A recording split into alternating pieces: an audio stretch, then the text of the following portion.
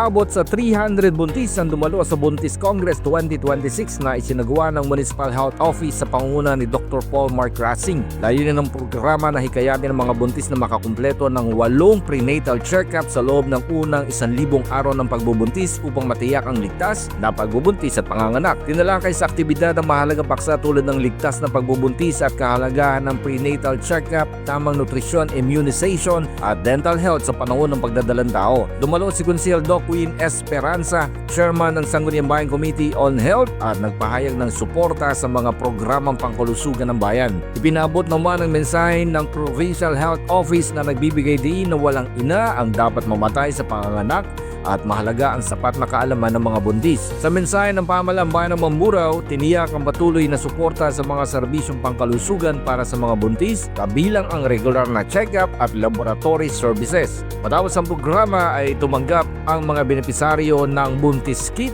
na may mga pangunahing gamit para sa ina at sanggol, kabilang ang bathtub, sabon, alcohol, crib set na may kutsyon at kulambo at mga damit ng bagong silang. Pinangunahan ng pag-organisa ng aktibidad ni Nurse Tricia Tria na siyang focal person ng Maternal, Neonatal and Child Health Nutrition Program ng Municipal Health Office.